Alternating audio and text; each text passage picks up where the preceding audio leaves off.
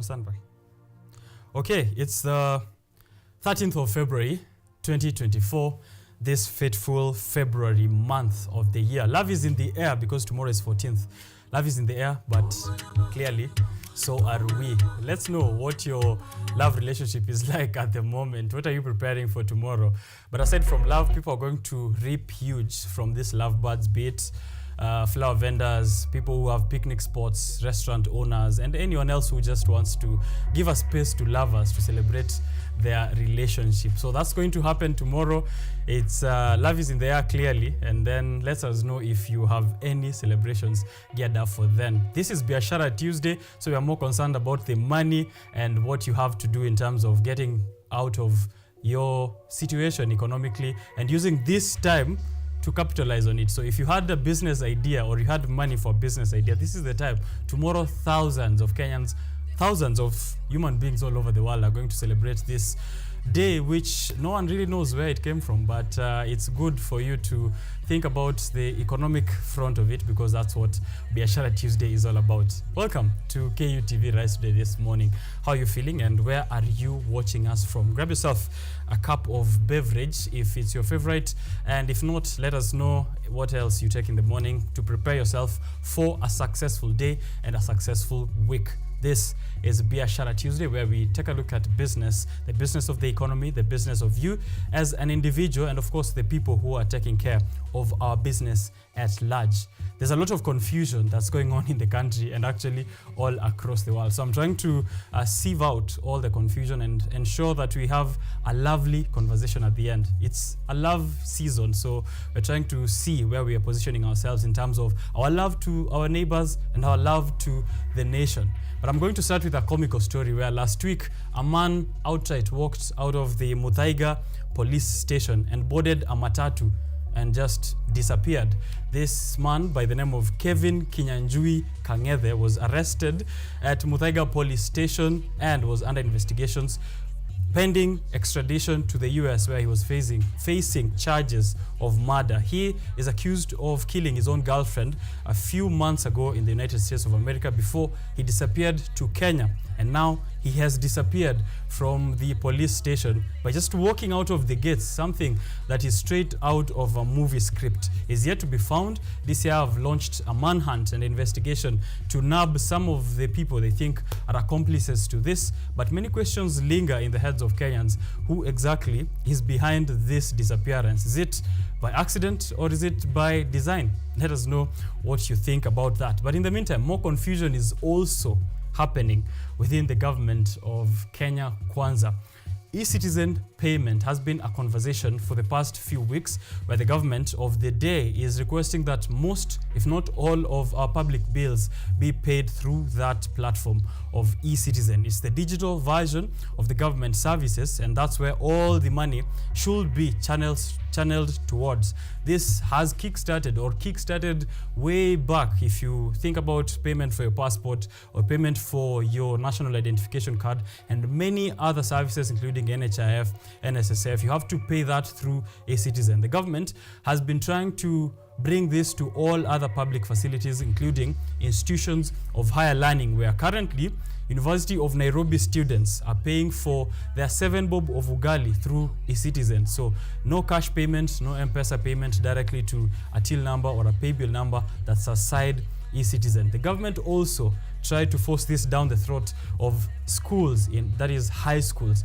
And for 1 to 2 weeks, parents were paying their school fees through e-citizen. However, a court decision a week ago ruled this null and void and made it, of course, possible for parents to pay through other platforms and not e-citizen. On Twitter, CS Jumwa and CS Kuria are in a war about who exactly is in charge of the docket where artists are supposed to be receiving their dues through e-citizen.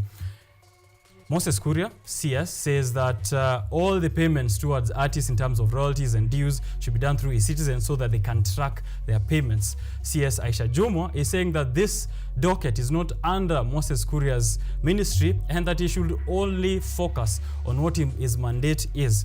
So just like the president said a few months back, clearly there are some cabinet secretaries who have no idea at all what their job is in the government of the day. This confusion is happening and we're trying not to involve ourselves so much, but we'll be taking a look at it in the newspaper review section that will be coming up later on the show. I have over a very interesting gentleman who has been on the show before, that is Nick Mwadime Mwangi, accompanied by the Vice President of Machakos University. I'll be letting you know who exactly that is. I have a few statistics that I want us to look at before we dive into more details on this show, and it's on poverty. But before I give you poverty statistics, I want to give you an interesting tip or an interesting bit of information when it comes to inflation and taxation. And it's actually courtesy of the Wise Shilling, an account that you can follow on X or on Twitter for business and finance insights. So this is it. We don't realize that the highest tax we pay is inflation tax. If we earn 14% on an investment, and if inflation is at 7%, it means we pay 50% as inflation tax. So, since we are always focusing on the nominal numbers, we don't realize the magnitude of inflation as a form of tax. This is also known as the money illusion. So, regardless of what is going on around you, inflation is the biggest enemy to your income, the biggest enemy to the profits that you're making. It's the highest form of tax that you're paying. And that's why the conversation on the cost of living is so important and dear to our hearts. And that's why everyone in the Republic and worldwide should care about the cost of living, because that's where the most hidden tax is found in the form of inflation. However, here is what I wanted to give you in terms of the statistics before we kick on the show. The total number of people living in poverty in Kenya. And this is from the Kenya Data and Statistics as pulled out of the Kenya National Bureau of Statistics. I have a graph that is displayed on the screens for you to follow through if you're at home. I'm just going to mention a few counties. Kenya overall has a headcount poverty rate of 38.6%. This means around 19.1 million people live in poverty. 19.1 million people live in poverty. A headcount poverty rate of 38.6%. Nakuru County, the county of sherehe and all other activities, is the one with the highest level of poverty, or the county with the highest number of people living in poverty at around 893,000, and then followed by Bungoma and Nairobi and Kakamega. Though these numbers should not be looked at because they are deceptive in terms of factoring the total population of that region. So for example, if we are saying Nairobi has 759,000 people living in poverty, but it has a total population of 4.6 million people, it gives that poverty rate at around 16.5%, which is the lowest actually in the country. So Nairobi is the lowest in terms of poverty rate, and Nakuru is up there, actually way above the average of the nation at 39.4%. Bungoma, Kakamega, and Turkana are following there, of course, with the numbers as you can see displayed with the graph that I've shown you on the screen. So let's know where your county is. Let me check. Kisii County, 477,000 people are living in poverty, and that gives them a rank just right outside of top 10 in the numbers of, or in the ranking of counties according to the number of people living in poverty. That's something for you to think about. Yeah. So where is your county and how are you dealing with the issues of poverty, and is your government of the day taking a look at that? AFCON, Africa Cup of Nations, came to a conclusion this past weekend, and it was lights out for Nigeria. I mean, they're used to it. From all the competition or from all the duels that they've had leading up to the finals, going against a host of very tough opponents and eventually getting to face the host country, that is Ivory Coast, at the finals. They lost 2-1 in that final match, which gives Ivory Coast, the host country, an automatic qualification to the World Cup that is coming up next, but also give them the rights to brag as the champions of the Africa Cup of Nations in 2023. $7 million in terms of reward as the top spot, $5 million at least for Nigeria to go home with, and of course there in third spot comes South Africa. Lights out as well for them during the semi-final that was between South Africa and Nigeria, and comically on Twitter people are referring this to as the generator derby given the problems that are facing both countries in terms of electricity. We'll be having a conversation on sport later on, especially focusing on AFCON 2023. They recently concluded. I'm having over Kevin Benson. He's been with us before, and an interesting gentleman by the name of Ian to help us put into perspective this conversation of AFCON, their reactions, their predictions, which were very wrong, especially Kevin Benson. Wale watu walisema watawin AFCON finals, they did not. I want to know whether he's surprised by that, and then of course whether Kenya still is prepared to host the next round of AFCON. While we are still in sport, we have unfortunately lost a world marathon record holder by the name of Kevin Kiptum, who lost his life last weekend in a car crash just right outside of Eldoret. He was riding in the same car with his coach, who also unfortunately lost his life. A very young life at the age of 24 had broken the record of marathon beast Eliud Kipchoge and was looking forward to his duel with Eliud Kipchoge this coming March, where they were supposed to go head on to see who exactly is the best in that long distance. So we've lost a very young life, and it's a sad day in the nation. So we are sending condolences, of course, to the family and all the friends of Kevin Kiptum and the nation at large as we are mourning the loss of a great giant. Of course, we're hoping that this example that he has set in breaking records will be passed on to the coming generations, and of course an inspiration to all the athletes in the nation. We'll be talking about it later in the newspaper review section, so you don't want to miss out on that. Techies, tomorrow is Africa Tech Summit, a conglomeration of African startups, an event that is held in Kenya and also in London, connecting African startups, the ecosystem, and investors in both regions to money, opportunities, and impact investment. So tomorrow it is happening in Nairobi. I will be letting you know where the venue is at. The tickets are out, but it's a physical stroke virtual event. So there'll be links for you to follow through some of the sessions, the panels, they're discussing the future of technology and how that is impacting our lives and business in Africa. So that's an interesting conversation that you don't want to miss out. But on this show, we have conversations for you that are relevant.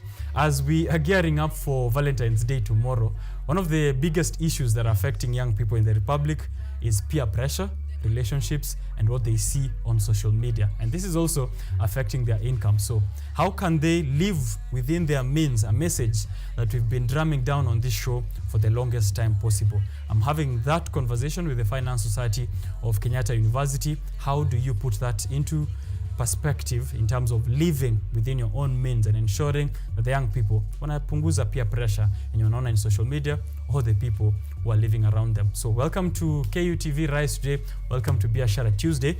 My name is Richard OKENYE. Tag me on all social platforms at KUTV Kenya, at Richard_OKENYE. So maybe let me kick you off today with a quote that I had on the radio this morning, this being World International Radio Day. Hard work is what places you where good luck will find you. Welcome to the show.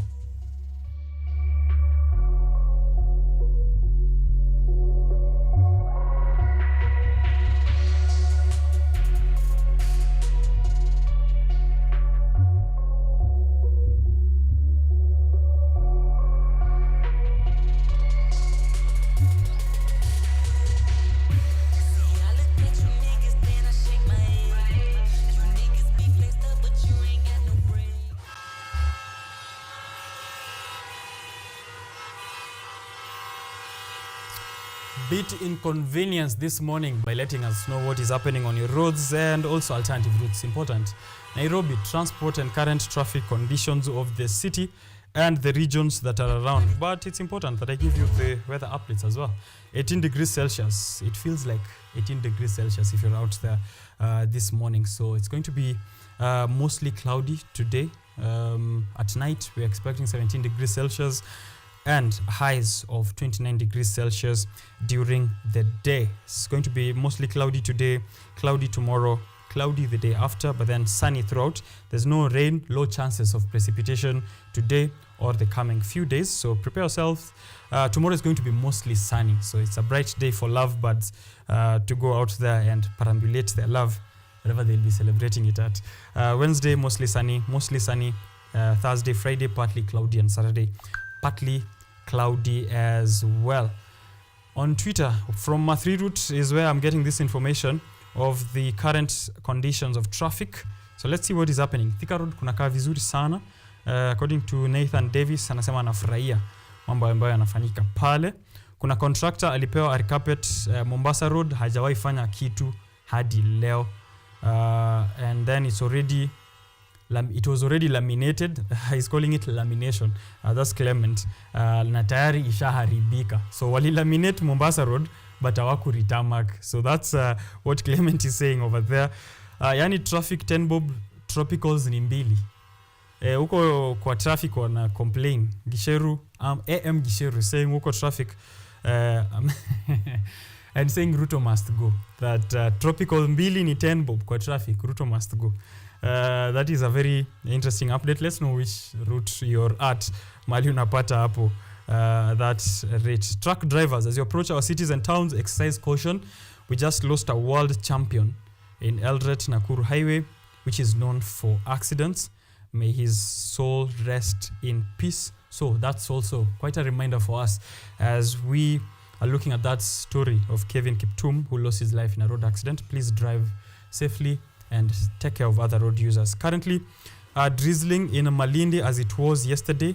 Approach with caution. Wale watu ambao wako Malindi. Mombasa Road, it's looking good just apart from the untarmacked road hapo chini. It's also very clear. If you're approaching town from Parklands, pia pale naona Forest Hill kuna kaa vizuri sana. Museum Hill pia Forest Road, alafu Museum Hill kuna kaa very clear. So if you're going for work or for business, more major roads today are looking actually quite alright. The weather is nice, the roads are very good, so you shouldn't have any complaints this morning. I haven't seen anything from Kiambu Road, so out to Kiambu Road if you have any updates from that side. But if there's no complaints, inamaanisha major roads on this day are looking very sharp. Ama mko prepared for Valentine's Day. Maybe people are keeping their cars at home to fuel them tomorrow. Who knows? Let us know what is happening around where you're at in terms of roads and weather updates we'll giving you as we go on with the show. A break and then I'm back with Kevin Benson and Ian as well for AFCON 2023. Ivory Coast, how will be their performance in World Cup? Senegal, the defending champions, didn't win this round of AFCON. What went wrong? Nigeria actually managed to go all the way to the finals. Not so much of a surprise because they're used to this tournament. They have a couple of trophies from way back. But what can we learn as a nation in Kenya to prepare ourselves? If the host for this round has won the AFCON, maybe because we'll be hosting 2027, we might win, and that might be our chance to go to World Cup. Let's know what you think about that. We'll be back to sample your feedback as well. So thank you for tuning in to Biashara Tuesday. Keep it here.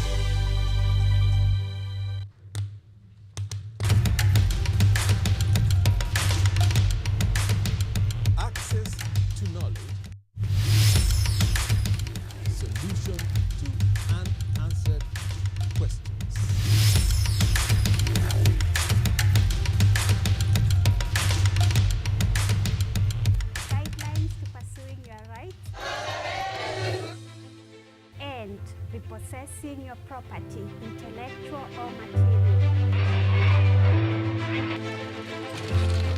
This and more, only on Law Matters.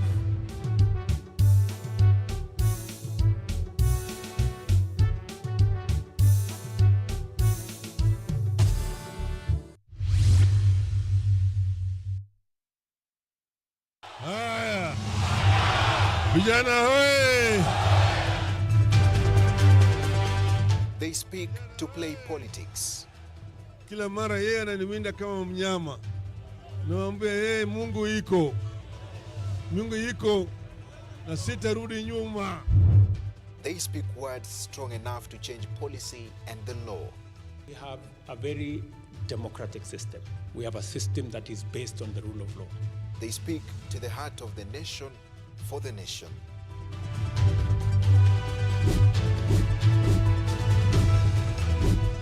Simu imeleta mambo mingi sana. Mimi hata nataka ifungwe kabisa, na ifungwe hata WhatsApp na Facebook zifungwe kabisa. When facts get lost in all these words, we aim for the truth. Join me, Dennis Omondi, every Tuesday night at 9 p.m. as I serve you the news and speak to your leaders and their observers to establish nothing but the truth, only on KUTV.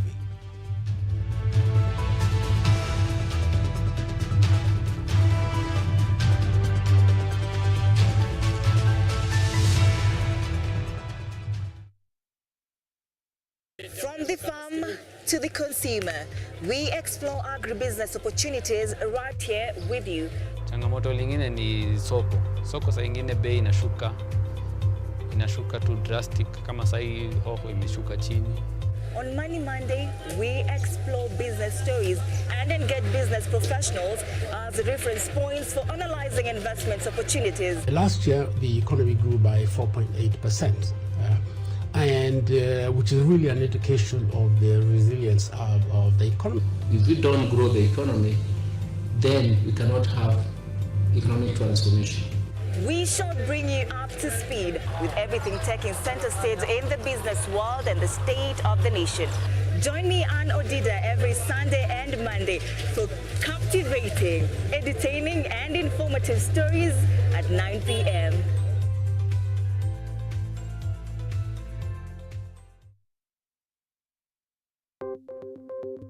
Maelfu na maelfu ya wahamiaji wakiwa na watoto kutoka nchi za Amerika ya Kati wanaendelea kuwasili kwenye mpaka kati ya Marekani na Mexico. But folks, I'm going. Thank you very, very much. I appreciate it. Thank you. Ni habari kutoka pembe zote duniani. Pepo pa si vuguvugu. Pepo pa ni idea. Tazidi ananyonya, hanyonyi vizuri, anakuwa hayuko comfortable. Jeshi la Jamhuri ya Kidemokrasia ya Kongo linapambana na waasi wa ADF. Wito kwa mashirika, makampuni na vilevile vituo vya uchukuzi. Mambo mengi yatakwenda kama yalivyopangwa. Hapa ni kuna mmoja wa viongozi wa chama cha wavuvi katika eneo hili. Zaidi tunajaribu kuwapa chanjo ili ina boost ama inanyanyua kinga ya mwili, ndio inaenda kupelekea kupambana na virusi. Ni duniani leo, Jumatatu mpaka Ijumaa, moja kwa moja kutoka VOA Swahili, Washington DC.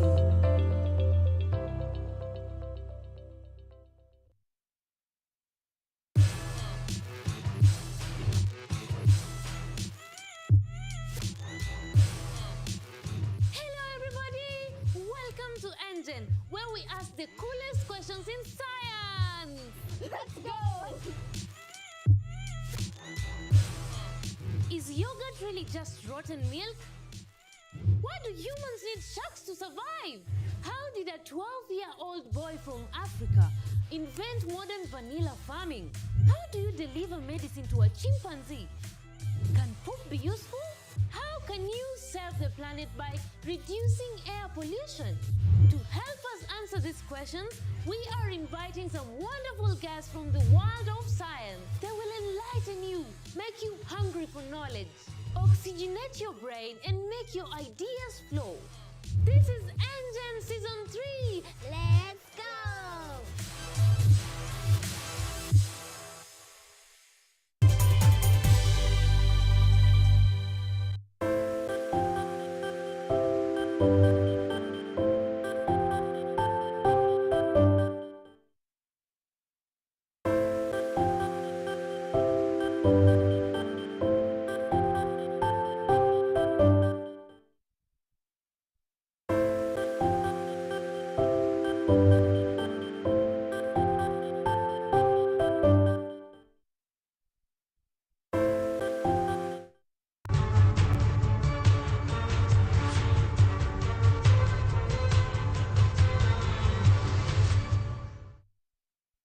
We are live on air at KUTV Kenya. Rise Today, Biashara Tuesday. So if you're tagging me on social media, use any of those that I've mentioned. Hashtag Rise Today, hashtag Biashara Tuesday, hashtag KUTV Kenya. This is your best radio on TV experience. That's what I always say. And this being World International Radio Day, I think it's very apt that we are having this show on this specific day. It also reminds me because I started back in KU Radio before we got to KUTV Rise Today. So to the foundation that made us here on this show, I'm very grateful to celebrate a day of radio where our voices have been able to communicate our stories, to tell the stories of our people, and to also help us on a very personal level. Were it not for radio, I probably would not have been on this show that we are on. So for all those who are celebrating, happy World International Radio Day. Na wale radio presenters ambao wanawatch show, tuma shoutouts tutaku mention hapa hivi. Radio presenters ambao tulifanya nao shughuli kama Ojwang Mariam, Laban Shaban, najua saizi wamesahau, but remember where we came from and give me that shout out. I'll be providing it on the show. And on radio is where most of football conversations actually happen. The biggest shows on sports are on radio. Even if you tune into KU Radio, where a man who always appears on the spot, Peter Pinches Pia, has been doing his thing from way back then. So we are grateful to be celebrating this day. Now, AFCON 2023 just recently concluded, where Ivory Coast were crowned the champions of that tournament. They had a rocky start to the tournament. They changed their head coach midway through the tournament, who led them all the way to the finals. Nigeria were going against Ivory Coast at the finals after beating South Africa in that generator derby that was happening, or is it lights out derby that was happening in the semi-finals before they proceeded to the finals. South Africa is now third, I think, after beating DRC in the second runners-up qualifiers. Yeah, so we are going to have that conversation with the former captain of the Kenyatta University Hard Nuts.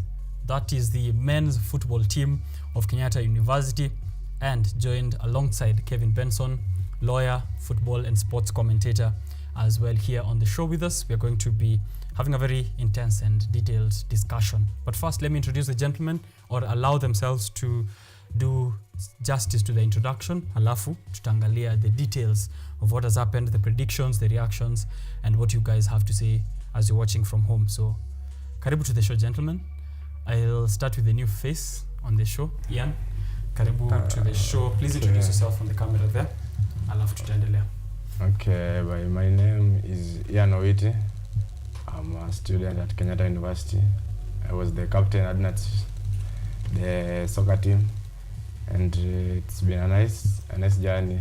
And then I enjoyed my stay here, and as a captain, it was nice. And the AFCON also, it was nice to watch.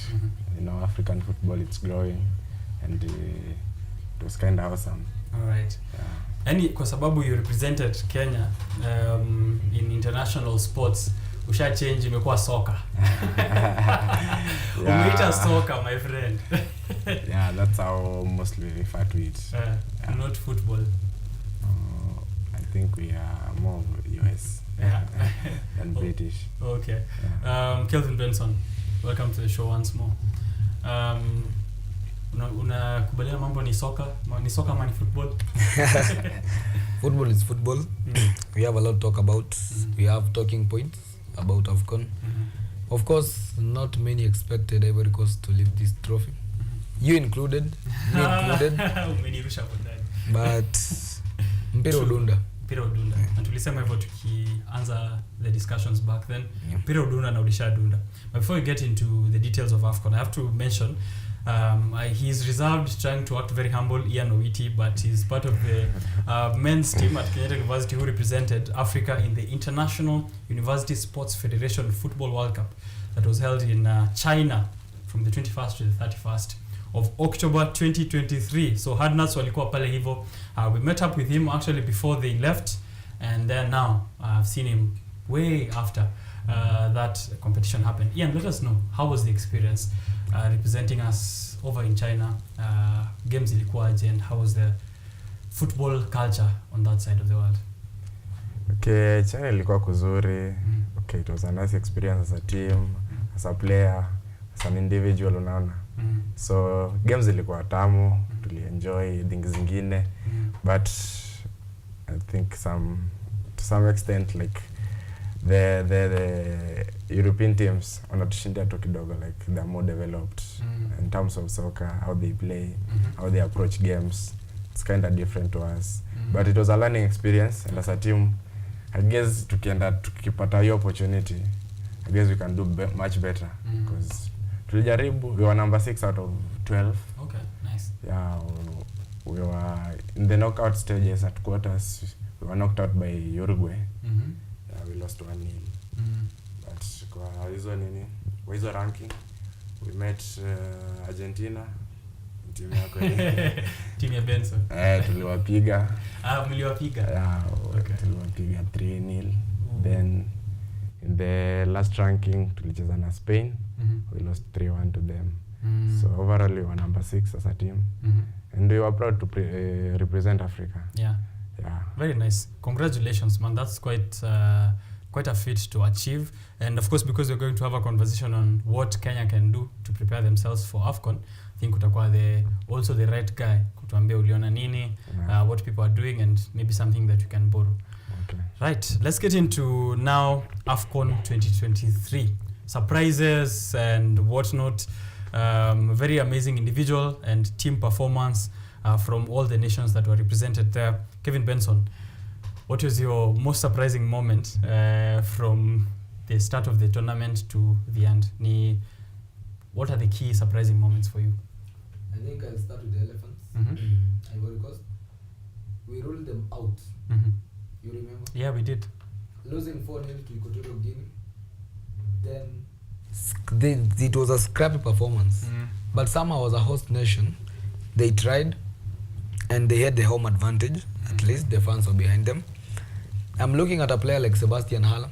I'm looking at the final where people could have scored Puskas goals. You remember the overhead kicks? Yeah. If those could have gone in, then those were goals then that you expect to be written in the books of history. But again, if you look at a team like Ivory Coast, I think they tried. They did their best. After my team Senegal were knocked out, I supported Ivory Coast. I had to. You had to. Sign with the winning team. Because not in that perspective. I'm looking at a team. I'm looking at a team that has come from a very poor group stages. Very poor, scrappy performance. For sure. 4-0 Equatorial Guinea. They almost knocked out. They were done and dusted. Right? People call them zombies, by the way.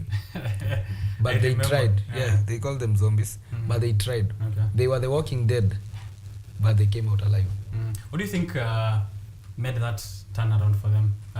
We've mentioned, of course, that they had the home advantage.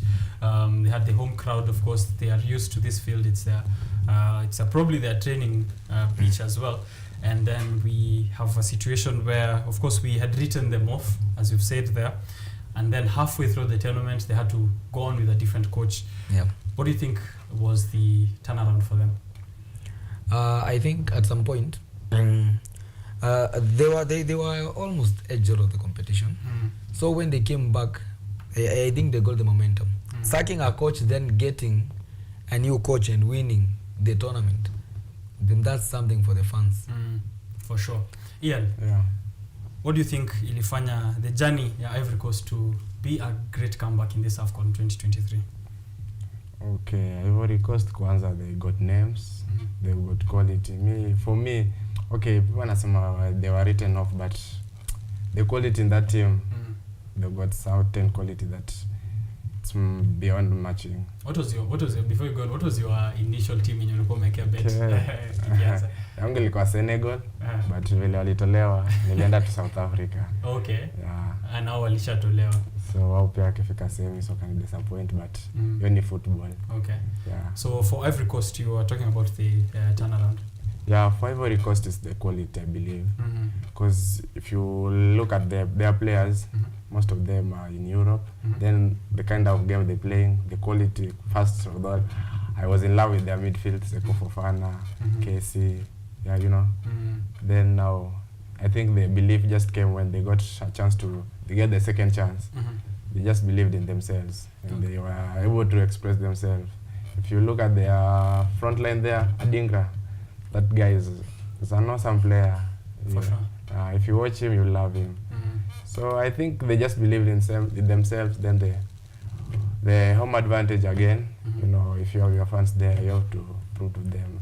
Me personally, I'm a witness because when we host first year, we had to give them back the fans. You know, so that alone, the home advantage too, was something they used. All right, Benson, do you think that Ivory Coast is going to maintain this momentum in setting pace for African football? And now that they will definitely be going to the World Cup, to expect to endelea the kind of performance they've put up? I'm looking at individual players, the likes of Gradel, of course. We have Gradel. We have Adingra there. Adingra is a young player, a rising talent. We have Casey, very experienced midfielder.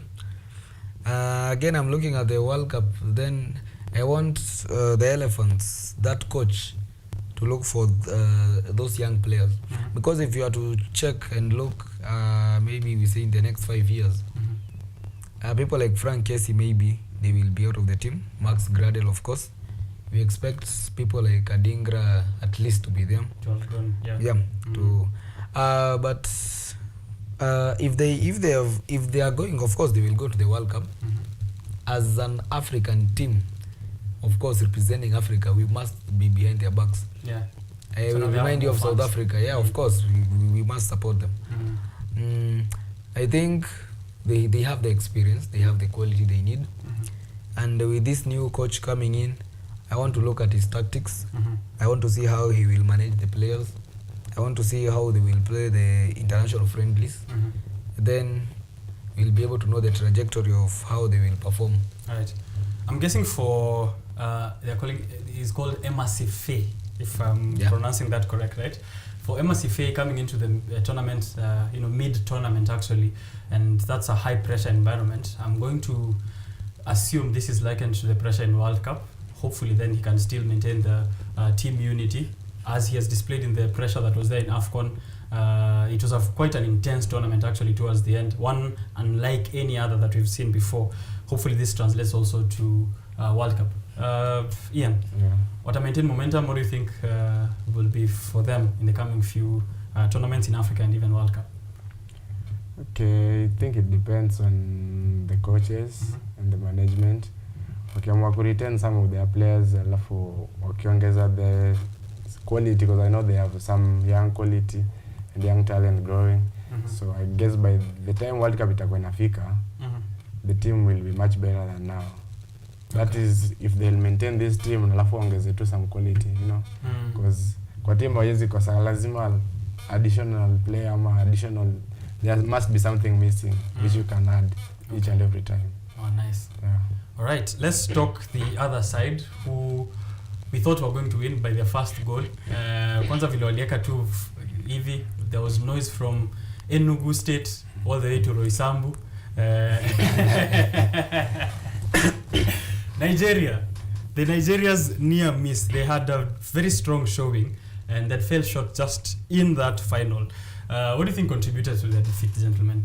Kevin, what do you think made Nigeria not win that final? I'm looking at a team like Nigeria. In the final, they started a very strong squad. Players like Chukwueze, Ole Aina, Lokman, Osimhen, of course, from Napoli. Of course, he tried. Yeah. And when they got their first goal, I think people expected them to win. And I think also the pressure was now on Ivory Coast. But again, if you look at a team like Nigeria, the pressure, they could not sustain that pressure. When they conceded the equalizer, if you look at how they conceded that equalizer, it's as if they lost the momentum. There was pressure that came into the team, but they played well, of course. But again, Nigeria, everybody, when they scored that first goal, everybody expected them to win. All bookies were giving Ivory Coast, I think, odds of 3.9 to win. Nigeria 2 point something. I had predicted a 1-1 draw, and then Ivory Coast to win. In the penalties. Yeah. Okay. But when they scored that second goal, it's as if they just won the match. And I love that. But Nigeria has a very strong squad. I don't know what's wrong with them. If they had converted their chances, then they could have won that final. Okay. Very easily. All right. Conversion rate was very low. You've mentioned Osimhen. Despite the very early he showcased his talent, cement his position there, of course, throughout the tournament. Do you see him leading Nigeria to glory? Ian, do you think Osimhen is going to play a key role even in the coming few matches or in the coming few campaigns by Nigeria? And what do you think when them lose in that final? They had a very good squad, as is mentioned there, from Lukman to Osimhen to all the other stars that they have in the team. What happened? Okay, for Nigeria, I can't really tell, but I think it's the experience from the Cote d'Ivoire team that took over. Like they were composed even after conceding the goal. They were very, very composed. They continued playing just normally like pressure zero. Tunasemanga pressure zero. So, for sure. So walitulia tu, Cote d'Ivoire walizidi tu kutulia. And they just saw their chances coming. Then when they got their chance, they took it.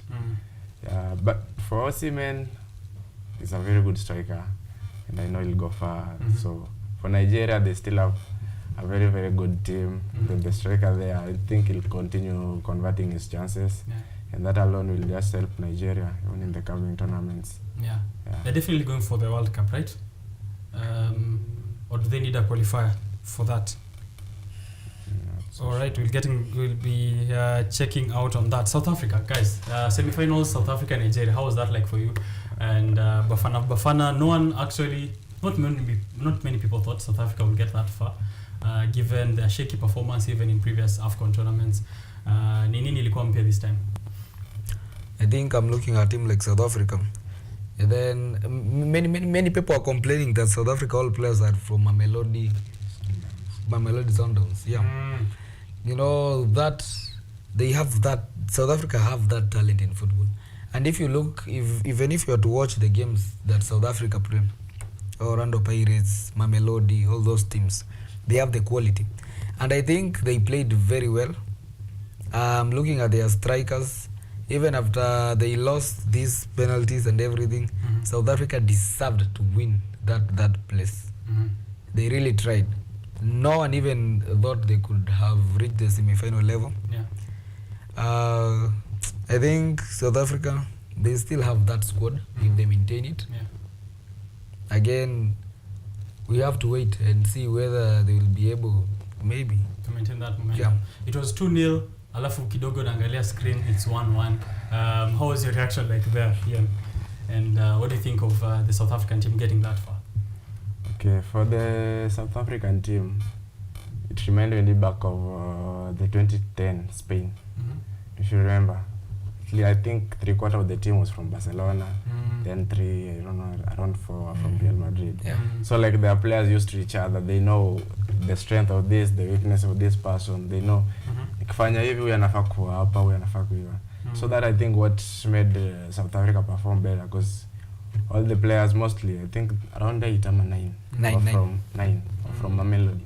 So they are used to each other. They know what to do at what time, at any given time, which place of the field, you know. So it was a team that is like it's been there, so they had just to perform. Okay. Maybe that's something that we should borrow. Do you think so? We have like 10 Gor Mahia players in Harambee Stars, alafu tuwatume AFCON. Will that help us? Depends on the quality. Shabana. Ama Shabana. Hiyo tutatolewa. Depends on the quality. If they got quality tunaweza jaribu. Unaona? Sasa kama team ya Gor, labda wakiperform hapo Continental, you can give them a chance, but we can't rate them with the domestic football. KPL, internal matches.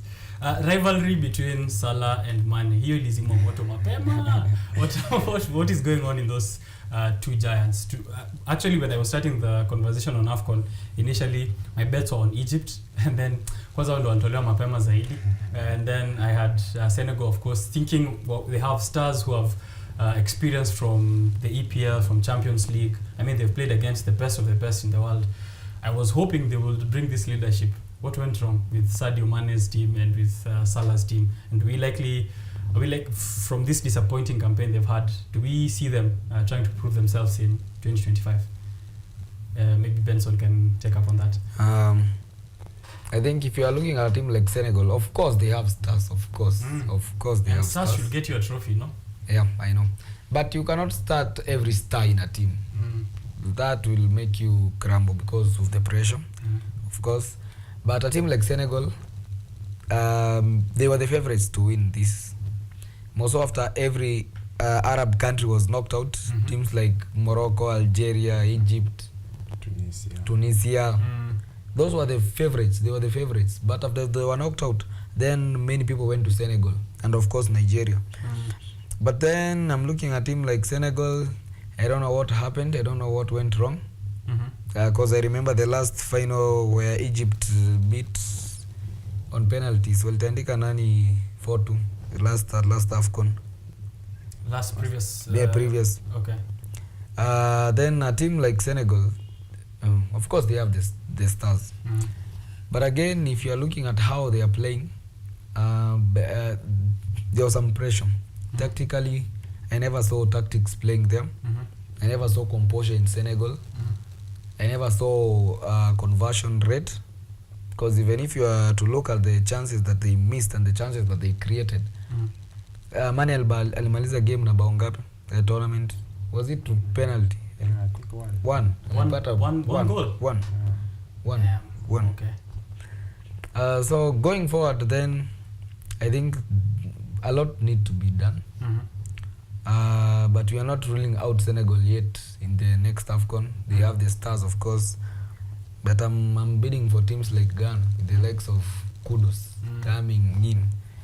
Then those are the teams that I'm expecting to go and make a comeback. Yeah. Maybe. Any individual players as a serious football player at Kenyatta University, kuna individual players you are looking at during this tournament, and maybe some of the notable things that you can say about them? Okay, personally, I was looking at someone like Sa. This guy is a very, very talented midfielder. I play midfield, so I like interacting with midfielders and watching them play. So it was a standout though, bad luck, hard luck. They were knocked out, but his performance was well. Okay. Yeah, I like his work rate, his vision. He's got everything. Then, as you can see it, he's playing in Tottenham. So if you watch Tottenham play, you'll see him there. Then another one there, Mokena, South African midfielder. A very, very, very good guy. If you watch them, I think you'll fall in love with him. Yeah. Hakimi, no one's talking about the man from World Cup. I think Hakimi, after he missed that penalty, people were mad. They had a chance to have that comeback. Of course, Hakimi has been at PSG. He has been at these big teams. Many people expected him to carry the team. But again, that's football. Yeah. And I think many people in this AFCON, they were against the Arab teams to win this AFCON. They were saying there's like a different AFCON inside of AFCON. Yeah. Arab countries versus the rest. Yes. And that's how, I don't know what happened really. But teams like Algeria, we expected them to carry the day. Yeah. That's football for you. What happened to Algeria, by the way? Because we know that the northern side of the continent has the best of the teams, including Algeria. But in this tournament, wamekuwa dim sana. What went wrong there, Ian? Okay, nikidhani is like easy countries zingine from East Africa and South Africa. I think they've developed and like the coaches, they're tactically gifted. So, you know, they know what to do against such teams, you know. So, like, I guess the West African teams or the Arabic teams, they just came like they know that they are peak, they are always at their best, they'll perform, you know. I think overconfidence, you can say. Yeah. So, that I think challenged them. And they got a more composed team, more organized teams, so it was difficult for them. Okay. I'm hoping that overconfidence won't be there when Ivory Coast wanaelekea World Cup, because we'll need them to proceed a bit further. Now, for any other individual stars, maybe Kevin Benson, that you'd like to mention? I think Kudus stands out for me. Okay. Mohamed Kudus. Even if they were knocked out, Kudus is a very talented player, of course. Okay. Looking at him playing at West Ham, then the kind of performance he put this AFCON, even being gifted man of the match even after they lost that game, that shows that a player that has quality. I felt very bad when they were knocked out. They tried to see a bit more of his performance, but maybe next time he gets a chance to proceed further. The refereeing decisions as well have been a conversation this AFCON. Wanasema hatujakuwa na shida na VR, hatujakuwa na shida na maref. Nakumbuka ile ingine ilikuwa inafika 89 minutes mtu ana call off game, anasema game ishaisha. Now we have, and we also had a Kenyan referee also at the tournament. Is a lecturer at JKUAT actually.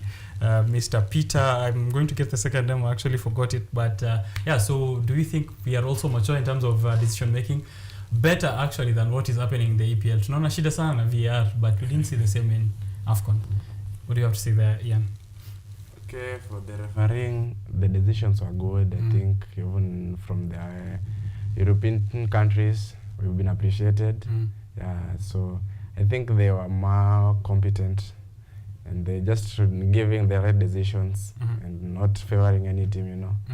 So I think kudos to the African referees. Okay. They did their best, and hope they'll maintain that. Yeah, and even Jose Mourinho himself commented on that. And he said that VR headquarters should be in Africa. VR headquarters should be in Africa. Okay. Yeah.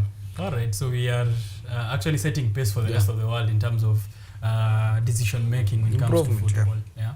I'm hoping that's the same case in Kenyan matches, but we'll be getting that. We'll be getting there in a few.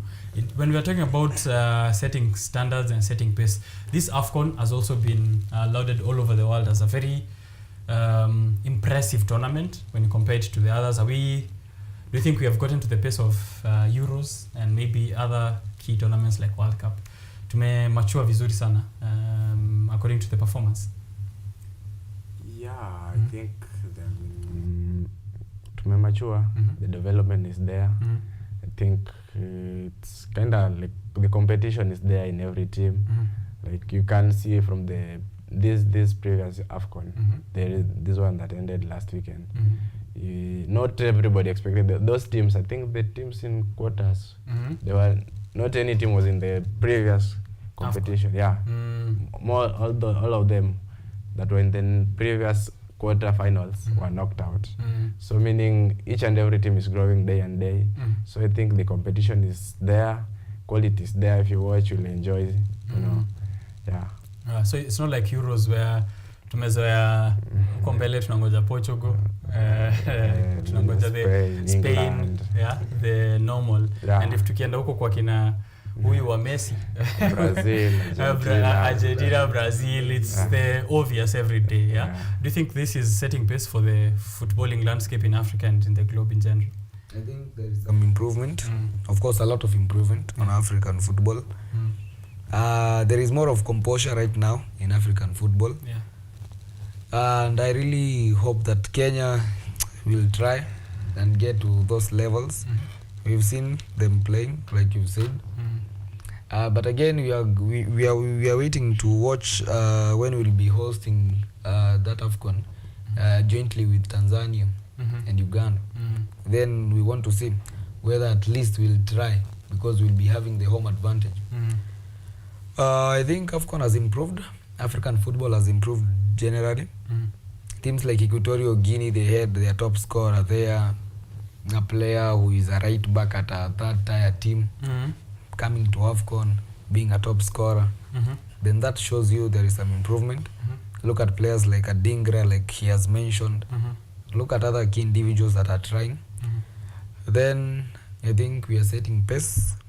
And we just have to wait and see whether Kenya will try and get to those levels. Okay.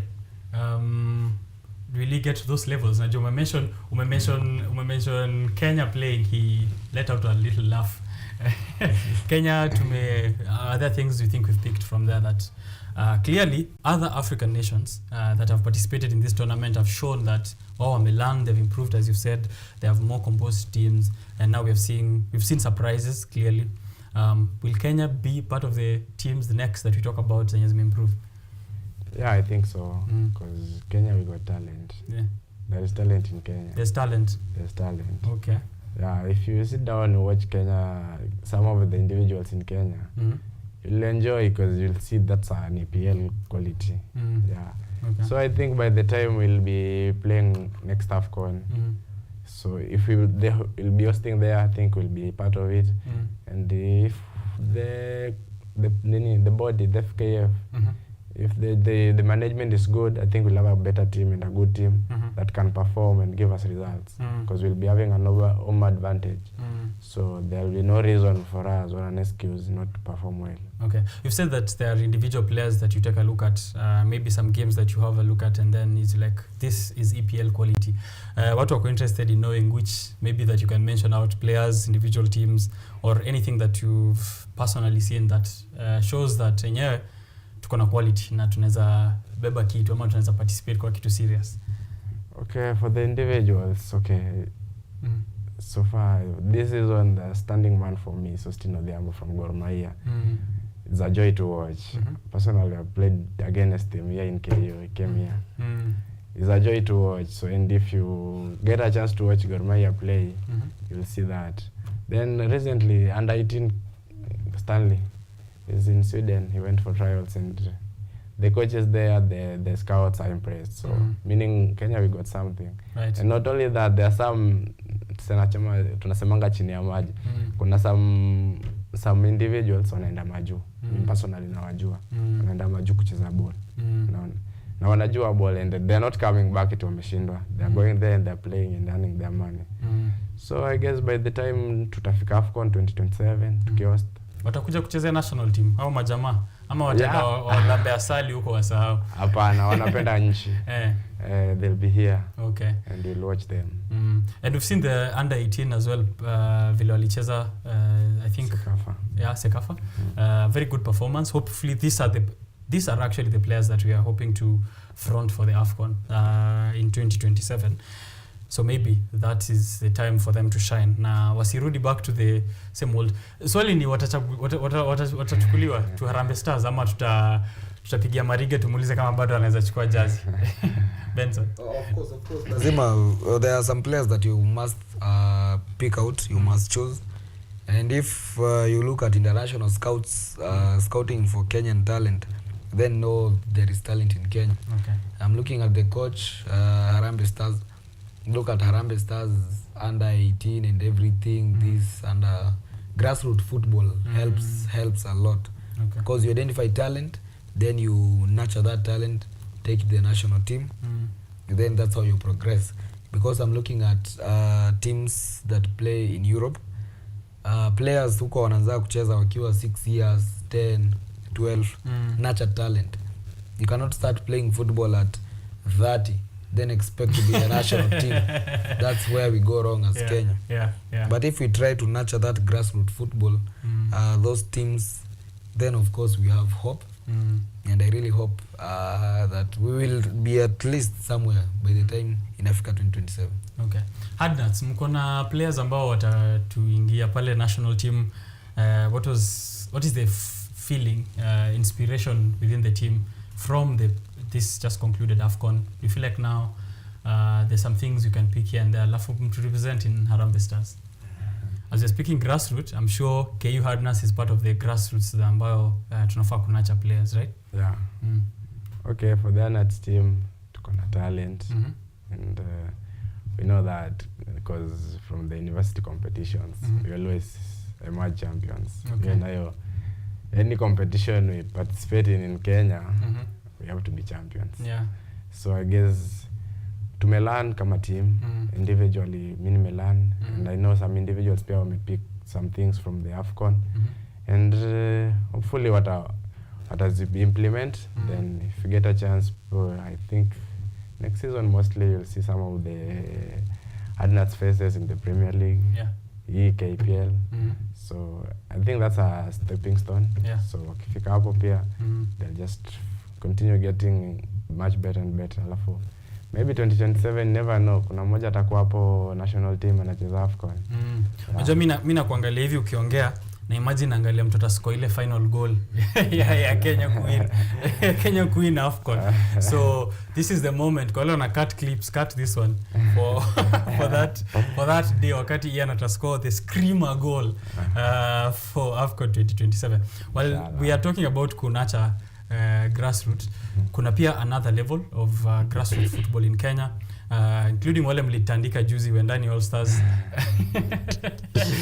thoroughly. So we have that, we have 44 Bulldogs, we have many underground football leagues all across the country. Is this part of the things or part of the places that maybe scouts should look at? Tukiangalia national composition ya Harambee Stars, well, definitely wanaangalia what is happening in EPL. Is it possible for them to go, or is it something that we should do, that you guys think we should do? Waende grassroots pia waangalie vijana wanacheza huko kwa turf, kuna wanacheza kwa Mwaram, kuna wanacheza kwa barabara, do you think that's also part of the talent tunafaa ku include? Benson. I think of course if you are watching teams playing like the Royal All Stars, itango hii team aje kinaojua nguko. Bulldogs, 44 Bulldogs. Quality iko. Of course kuna quality. And I think many Kenyan footballers hope, kuna venye hope wanakosanga, yani you unaona tu you cannot, unaona tu you will never, lakini if you are to nurture those talents, grow them, support them, build many stadium of course in the country, develop, then pay players well, of course motivate the players, of course you will see momentum. People will be there, scouts will be there watching those games, because if you are going to watch a game, let's say a 44 and something, uwanja na kuanga imejaa, kuna fans sana, meaning people know kuna quality. There is no way ndakuja kuwatch game yako nikijua kuna quality. People know there is quality, and I think starting from there, then maybe 1 or 2, 3 players, pick individuals, then let's see whether we can integrate them in the national team, maybe support them, and then see whether as a country we can progress. Because Kenya, wenye amesema, kuna talent. Kuna talent, na umemention shida mingi lakini sana. Umemention motivation, umemention stadium, umemention payment, facilities. With all these problems, Ian, as a professional football player at the moment, is it possible for us to move up and rise above shida zetu? Which I am sure are a core reason mbona hatuko in international tournaments. Plus, when we're talking about underground football, I know that some if not most of these players ambao wako in some of the underground leagues ni wale ambao maybe their dream was cut short. Alikuwa football star, maybe alikuwa anacheza hard nuts pia, alikuwa star, alikuwa mabao, but no one ever scouted them. No one ever gave them the chance, no one gave them the facilities. Ni possible, do you see a point where we get advantage and rise above hizi shidu zote? Yeah, it's possible, because wezi sema Kenya kuna pesa. Wezi sema Kenya kuna pesa. Kuna pesa, wenda ukitembea hapo one magari watu wanaendesha, tells you there's money. So hii pesa tu ingekuwa ichenjewe to kudevelop sport, ingekuwa rahisi.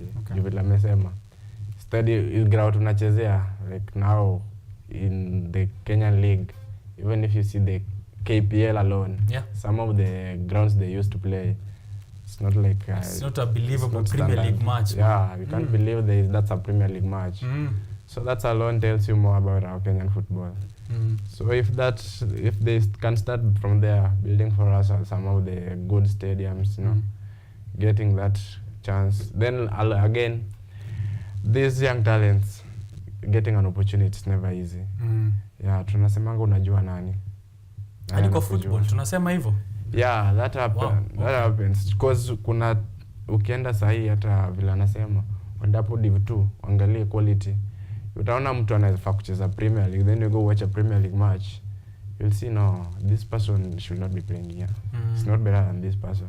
But getting that opportunity, it's never easy in Kenya. Si rahisi. Si merit based, ni lazima ujue mtu fulani mahali. Sometimes, yeah. Sometimes lazima ujue mtu, but most of the time it's merit based, but lazima ujue mtu pia. So if you can avoid that and just involve more in the merit-based section, it will be much better and easier to develop these talents. Okay. What are some other, before you give me that, some other challenges maybe personally you may face as a player that you can point out, then maybe as a message to the caretakers of football in the Republic, check on. But you mentioned hapo kuhusu stadium, na imenikumbusha Thika Stadium, which I keep mentioning here on this show. It is, bro, it's bad. As in, you sit on nakalia chuma, you sit on nothing, in short. Kuna ni chuma tu zimejaa kwa stadium. If you are passing right outside that football stadium, kama uko unajua kuna match inaendelea, uturn tu kichwa uangalie when there's a game happening, you wouldn't guess it's a Premier League match. You will think, hii ni village gani wanacheza na hiyo ingine? Ama ni wazee gani hao wamekuja leo pamoja Sunday kujibamba? You wouldn't think it's a Premier League yenye FIFA wanaangalia, Kenya Premier League match. So those are some of the issues. We have the most deplorable state of stadia, and the ones that are working have been closed down for renovation apparently, but you know, crusades and here and campaigns here and there are happening huko ndani. Kama crusades zinahappen huko ndani, namasha stadium iko poa ama zinahitaji maombi. Anyway, apart from stadia, and of course that issue of nani anajua nani, there's not so much merit. Some other maybe things as a football player, and we're hoping, because we are propping you to play in the next international matches that Kenya will be at, maybe this is now a call for you. Ile facility wewe ungetaka, alafu ndio AFCON 2027 nikisema Ian hapo ulituangusha, usiseme huko kuna stadium ama jazi. Okay, I think shida tunaweza sema ziko, like vile alisema hapo nyuma, tunasema motivation, alafu payment pia, you know. Unajua mchezaji kama tuseme umemaliza shule, unacheza ball, saa zingine unaweza chana na mambo ya papers kidogo, sema concentrate na ball. You know, it needs to pay your bills and do everything for you. And you need to live a life, and a good life. Yeah, like kama mchezaji ukiangalia watu vile wanacheza abroad, you want to live such kind of life, you know. So eti unateseka umpigia sijui nani wewe niweke hii leo. Unaona, ifaa hivyo. Nafaa uende unafaa, bro, leo chukua hiyo kula hivi, unaona. Ndio. Yeah, so if the payment is good and it's on time, itasaidia sana wachezaji. Then from ukiwa utotoni pia,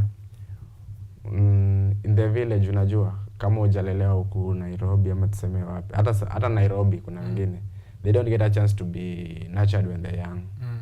Hakuna hiyo academy. Usayo ukienda academy utapata ni wale watoto wadosi wako kwa academy. Those who can afford it. That who can afford it. Na sit, okay, some got talent but most of them hawana talent kusema kweli. Talent ni wale vijana wengine unaona wanatembea mguu tupu hapo. Wanajua ball, hata ukipata wanacheza hiyo karatasi wamefunga hapo. Personally una enjoy, unashangaa ai nini. Then you go to the academies and you like no, that one ile ndio inafaa kwa academy, not this. Not this one, yeah. So our kama academies si lazima kama inaweza kuwa like tuseme it's not paid, no, it's free, or like mtu akona talent, nurture him. He doesn't have to pay you to nurture him, because he's young. Saa zingine wazazi hawajiwezi. So that academy is for the young ones. I think it's the best thing they can do to them.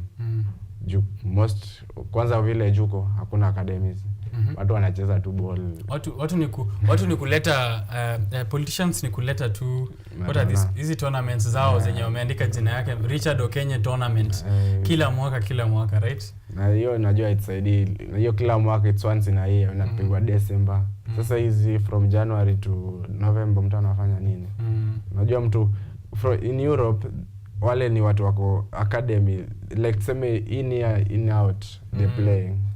They've got their schedule, wanajua this time nafaa kuwa hapa, this time nafaa kuwa hapa, nafaa kutrain from this time to this time, you know. It's a daily thing.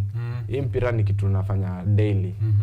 Alafu inakuwa hapo. Ukishaweka mpira hapa inakuwa rahisi. Lakini ukifanya hii leo, umefanya hii this week, you do it next month. Like kuikumbuka okay, unaweza ikumbuka but it'll take time. Sasa ukipata mtu amefanya daily, huyo ni mtu perfect. Sasa ni mtu wewe utakuwa ukifikiria yeye ashachukua bola anaenda fanya vitu zake, unaona? So football is a daily routine, like something you should master alafu unaiweka hapo. Hapo ndo set pieces utoka, si ndio? Yeah, sasa ukipata mtu ameweka ball kwa brain, unapata mtu anacheza very simple football and you enjoy him. Yeah. Unlike somebody is not training daily or trains once or twice a week. It's very hard for such a person. Yeah, for sure. Yeah. Another thing I've noticed also with Kenyan football, even with the Premier League, Kenya Premier League players, utapata mtu anacheza game weekendi, but weekday ako shughuli kwingine. Jamani, foreman Monday, weekend yani striker. You see? So half the time he has to make a living elsewhere. I've never heard of a case where I don't know, Rooney anauza mayai part time alafu hiyo time nyingine ako mechi. So I think it's important that we have that kind of support for consistency in training, even from the young age and also for the players that are mature. Yeah, for sure. Benson, anything that you'd like to add there before we get into the final round of this conversation? I just think Kenya, like you have said, we need improvement, we need quality, we need everything, we need those academies. Because ukiangalia AFCON, Kenya, we've never progressed past group stages. Never. We've never. Man, that's sad. That's sad. And now coming into 2027, people expect us at least to be somewhere as a host nation. I'm looking at times when African countries have hosted AFCON. Then CAF, even FIFA requires you, even CAF requires you to have that quality. You must have good roads, you must have lights, you must have everything. And that is why Kenya, Nyayo and Kasarani, those are the stadiums that, those two, that Kenya at least walipeana hizo mbili kwanza. Look at other stadiums in Uganda, in Tanzania. Work on a quality. If you are watching Azam play there, you will think it's an EPL match. Then go to your stadium, Thika Stadium, and those other stadium. Then no improvement is needed. Yeah, that's for sure. Right, so that's what we need to do as a country if we are hoping for a miracle in the next round of AFCON. That Kenya is automatically qualifying to as a host. Of course, there's a 2025 AFCON, right? Before 2027. So tutaangalia hiyo tuone kumekuaje alafu before tukuje 2027. Closing ceremony ya AFCON. Let's talk about that. Even opening ceremony, which was majestic. And then the closing ceremony. When you play, I don't know if you had any interest in seeing that. We put on a show. Performances, music, traditional attire, African culture in display.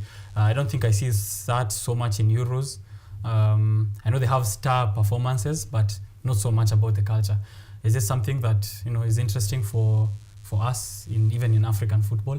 Na pia we have touted this as a tournament ambayo imeleta African unity. So outside of football, I think we've come together as a continent. Tumesupport, tumebanta each other. Tumetusi Ghana, tumetusi Nigeria, SA, yani tumetusiana, tumekuja pamoja pia. It's a very fun tournament. What do you think of the display of culture and that kind of unity?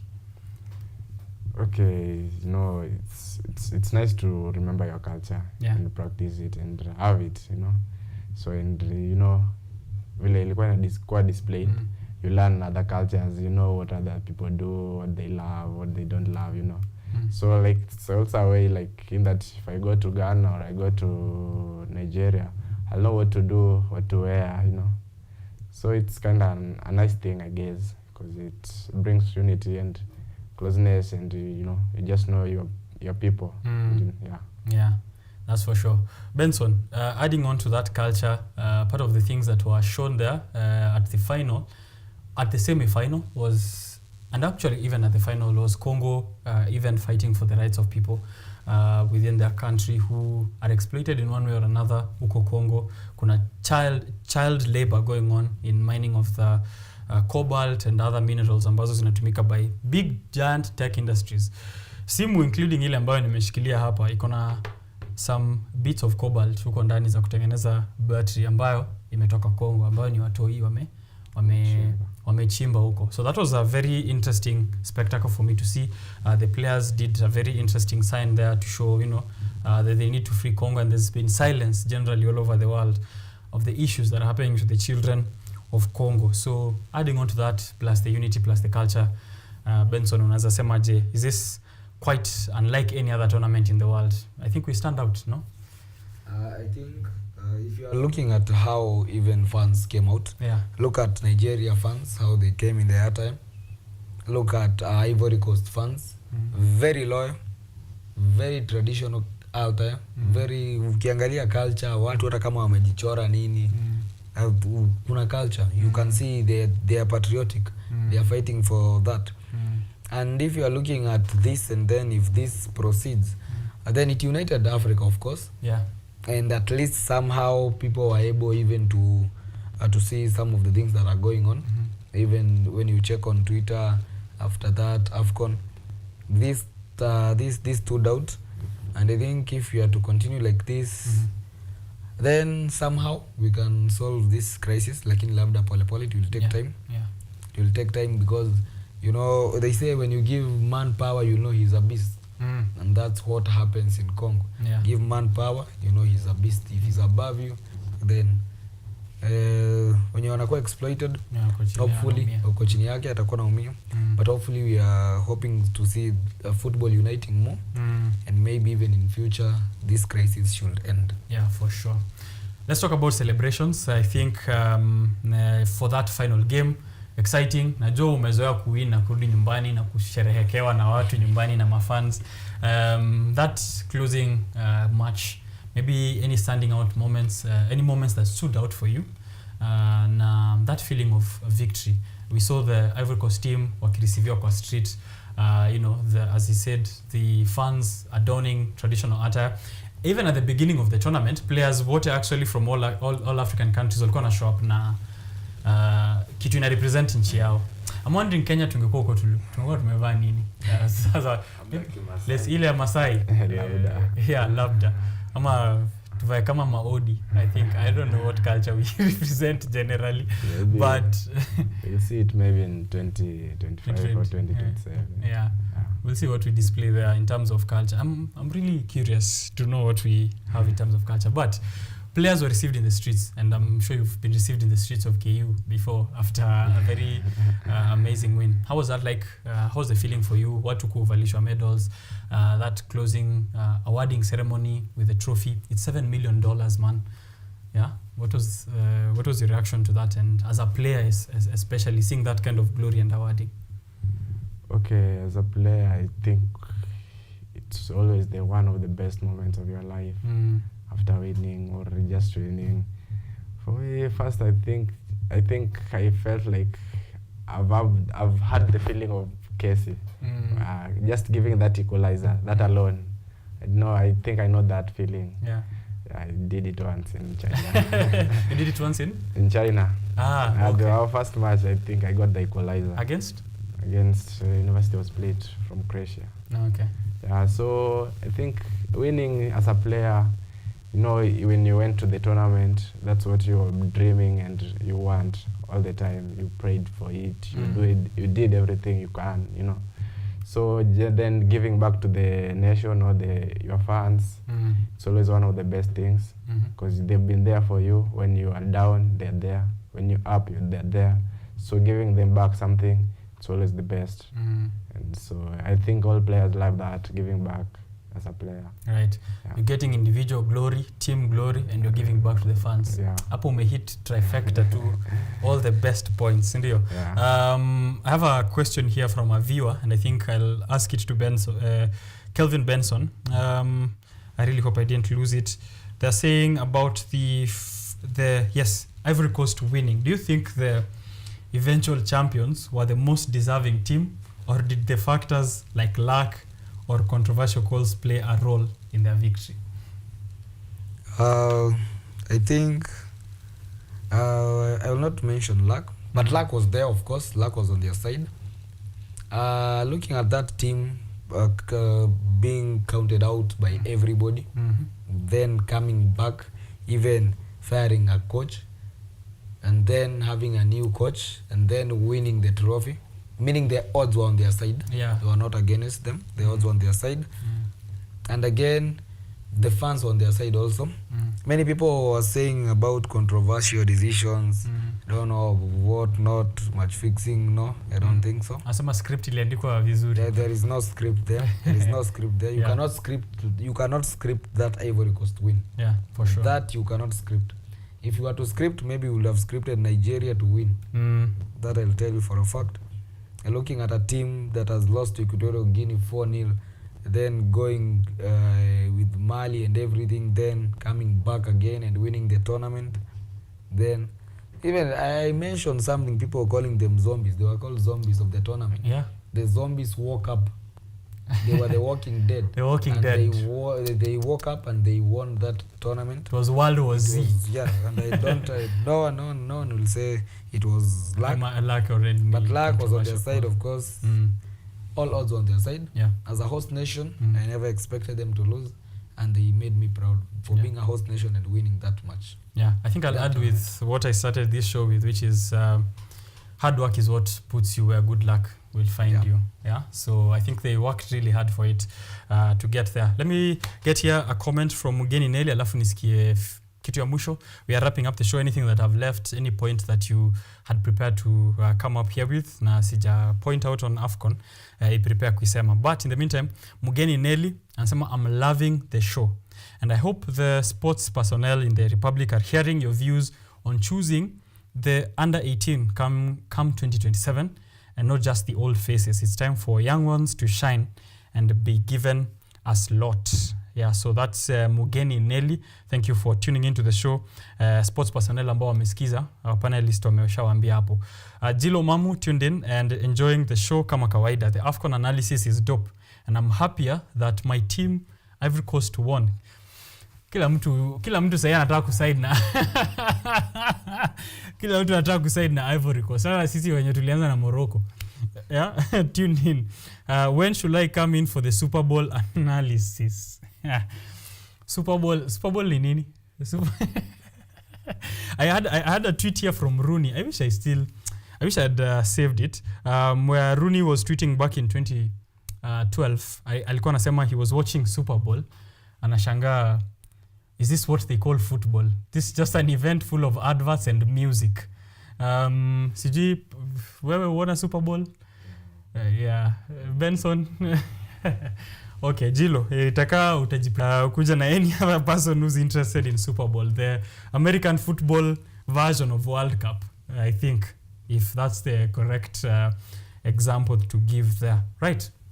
So, as we have said there, Ivory Coast are the winners of AFCON 2023, which was held in 2024, but it's AFCON 2023. They are the champions, taking it after Senegal, who won the previous AFCON. So they are crowned champions, will be defending champions in the coming AFCON. They automatically qualify for World Cup. They've been awarded individual medals and team effort, $7 million. $7 million in Kenyan money should be karibu bilioni, sindio? Yeah, with the current conversion rate, should be a B. Yeah, so wakigawa kila mtu mita kwa team. Ingekuwa hard nuts ungekuwa umefurahia mbaya. Hiyo ni kidogo. Aim ni higher than that. Of course, for sure. Let's get your last comments, guys. I'll save the hard nuts football player for last. Ndio pia uweze kusema anything else about hard nuts.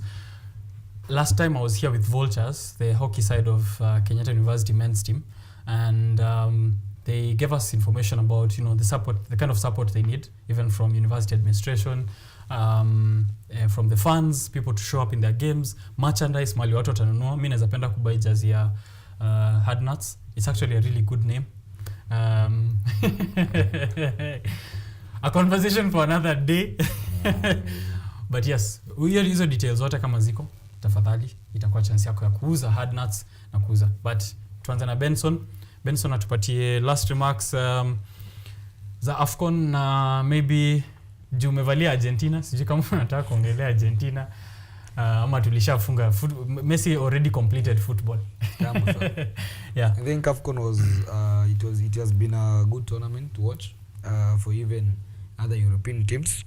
And if you look at people like Jose Mourinho applauding AFCON and VAR, meaning amekuwa akiwatch hizi games. Yeah. Then we are trying as a continent, we are somewhere, we are progressing well. And I think Kenya also should learn from teams, the rest of the other teams in the continent, and then see what we can do, improve the quality of football, support Kenyan football. Then we see at the end of the day where we will be. All in all, AFCON was a good tournament to watch. Yeah, probably best of the lineup so far. Yeah, for sure. Yeah. Yeah, personally, really enjoy AFCON. So I guess everybody enjoyed if you're an African. Yeah, if you enjoyed, they enjoyed. Yeah, so it's a learning process for Kenya. And I know we learned, and I know we'll implement more or something, one or two from the other teams in Africa. So after learning, it will be a nice process seeing us in 2027, right? Yeah. Then for the Adnats team, I think personally I'm happy from last year when we were from China, or before we went to China. Like, it's been a norm. People used to love football in KU. There were no fans. We used to have like 100 fans only, or my friends only, you know. Yeah. But now from last year, things changed, and I think people love it now. There have been fans all over when we're playing games here. And we're playing every weekend, I guess. And this weekend will be in KU still. So we'll be having a match. So everyone is around. Who are you playing against? We'll be playing, KU Adnats will be playing against, it's Great Star. Great Star University. Great Star University. Okay. Then, in KU we have two teams. So the other team is KU Ruiru. Ruiru. Yeah. Okay. They'll be having two matches, one against SPU and the other one against KCA. So we ask for your support, guys. Everyone come out and watch. Yeah. We'll enjoy. We never disappoint, as always. For sure. So yeah, it's a joy to watch. So you come have fun. If you're bored in your room or anywhere, you can come and avail yourself and enjoy your weekend. Okay. Yeah. Merchandise support. Okay, I don't think we have that. Yeah. In Adnats now. Okay. I don't sell that. Okay. Maybe we'll think of that and start, and we'll come up with that business. Yeah. Okay. But support mafans watoke. Yeah, mafans watoke wajione ball. Enjoy ball. Kuna talent KU, so kuja enjoy ball. Yeah. Waone vile tunapiga hizi matimu zingine ndogo ndogo. Team kama wenda ni All Stars. We do much more than what we did that. Yeah. If you watch that match, so when we play in Kusa League, we're more serious than that. So you can imagine. When you're serious, how it's like. And what we can do. Yeah. Mnanyesha tu mabao mbaya sana. Thank you so much, Ian, for creating time for us this morning here on the show. Please support KU Adnats. As you've heard there, they have a game this weekend. Show up. Onekana pale, sema kitu, greet the players. They will be ile time atakuwa win AFCON ama World Cup. Send hapo kujifanya unamjua. Me I have a video to show him when it's that time for handshakes. Sindio. Thank you very much also, Kevin Benson, for creating time for us. Very detailed analysis of AFCON we've had before and also today. A call out to all of us to support African football. The business of African football is our business. It has united us clearly, and don't forget the crimes against humanity that are happening in different countries which still participated in this tournament. We're speaking Congo, we're speaking even countries that didn't participate like Sudan. We are speaking of the conflict that is happening in these regions, that the leadership of the continent can be able to take a look at that. If they can organize a tournament that is peaceful, that is enjoyable, they can also organize peace. It's not that hard to do, right? So think about it, and that has been AFCON analysis for 2023. What were your highlights? What were your players to watch? What were your teams to watch? Breakout teams, future rising stars to watch out for? Leave us a comment on the social platforms at KUTV Kenya, at Richard_OKENYE. And before I forget, we are speaking about grassroots football. Support grassroots football. Call out for your leaders. Watch hizo tournament. Sijui Richard OKENYE tournament for Kisii County, Anne Waiguru tournament for Kirinyaga. Please, let's support grassroots football, and please do show up in these matches. There are people who are actively supporting individuals who even stream these matches from their own media or their own social media accounts. We are talking people like Ojwang Mariam, who streams grassroots football through Way TV in 44 Bulldogs, Wendani All-Stars, and all the others that we've mentioned here. So check out Way TV for that. Hard Nuts, before they went to China, they were in the Off-Pitch podcast by one Boni, who's also playing for Kenyatta University Vultures. So Boniface Odhiambo, you can check out Off-Pitch Africa podcast by Boniface Odhiambo. That's where he gets to highlight some of these grassroots events in sports, off and on the pitch. So that's why we are here to say that you should be a part of these individuals and organizations that are supporting the business of football and the business of sport in Kenya and in the continent. So thank you for tuning in for this analysis. Meet you at another time for the business of sport. It's been a very lovely journey, taking a look at what the developments have been like in Ivory Coast to the conclusion that happened on 11th of February.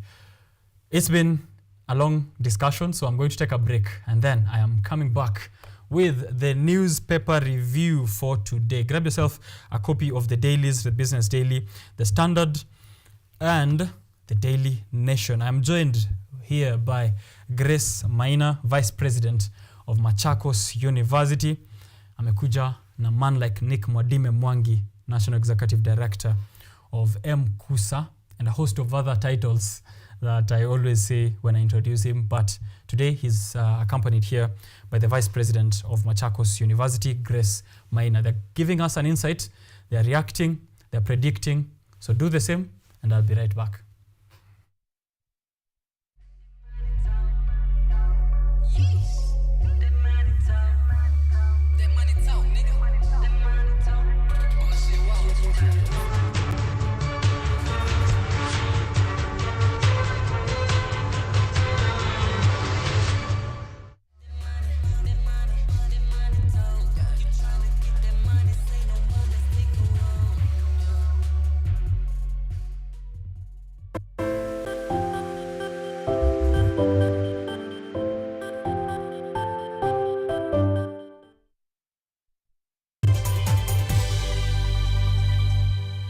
Are you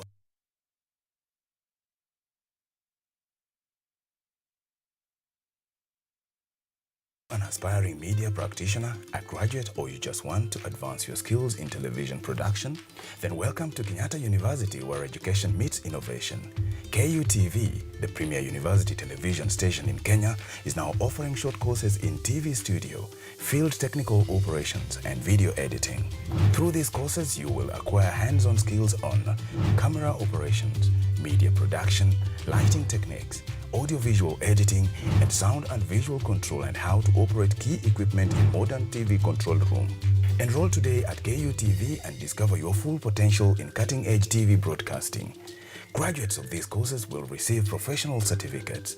For more information, visit our offices at KUTV Studios or call us on 020-870-4252 or 020-870-4255 or SMS us on 0739-110-544.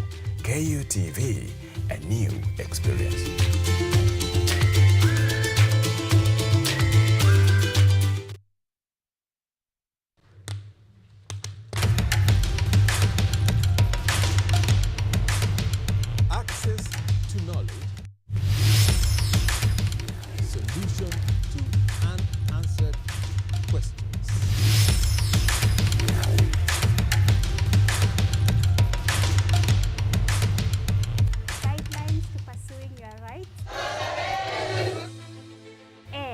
Repossessing your property, intellectual or material. This and more, only on Law Matters.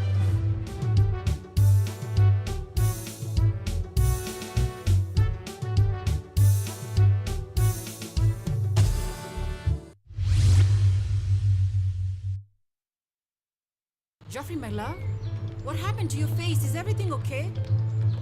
Are you hurt? I'm a bit nervous. I feel like such an idiot. What brings you here at this time? I wasn't expecting you. What could be the issue? Who could be the person behind all this mess? Those guys really set me up good. Zahara, please, free my son, Egesa. We know that you're the one who put him in there, and you can get him out. Egesa, listen to me. I'm going to be a witness. Just grown to really like you.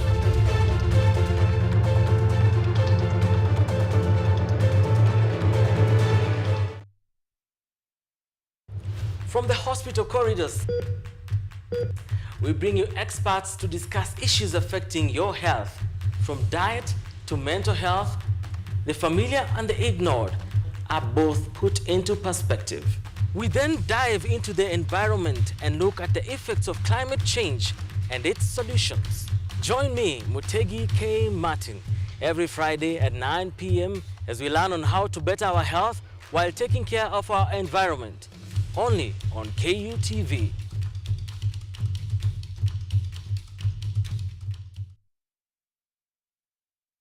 Haya. Vijana hoye. They speak to play politics. Kila mara yeye ananiwinda kama mnyama. Naambia yeye Mungu iko. Mungu iko na sitarudi nyuma. They speak words strong enough to change policy and the law. We have a very democratic system. We have a system that is based on the rule of law. They speak to the heart of the nation for the nation.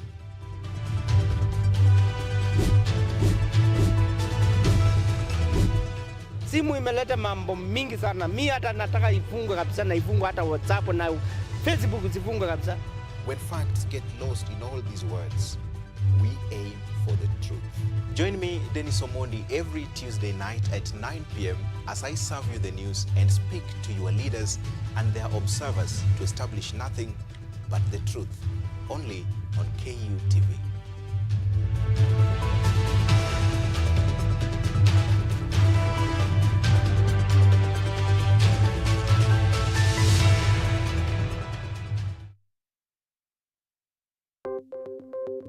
Maelfu na maelfu ya wahamiaji wakiwa na watoto kutoka nchi za Amerika ya Kati wanaendelea kuwasili kwenye mpaka kati ya Marekani na Mexico. But folks, I'm going. Thank you very, very much. I appreciate it. Thank you. Ni habari kutoka pembe zote duniani. People power si vuguvugu. People power ni idea. Sazidi ananyonya, hanyonyi vizuri, anakuwa hayuko comfortable. Jeshi la Jamhuri ya Kidemokrasia ya Kongo linapambana na waasi wa ADF.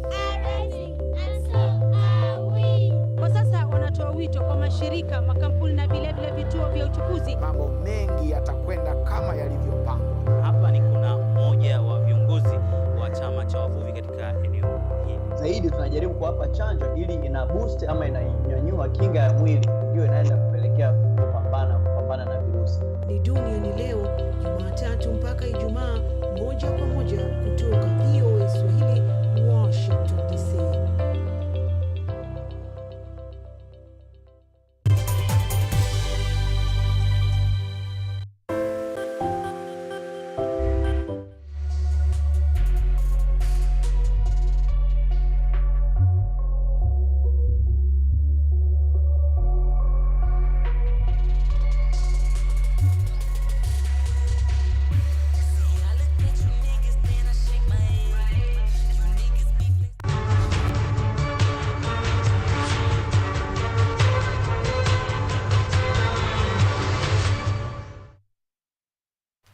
Biashara Tuesday, still live on air. On this fateful eve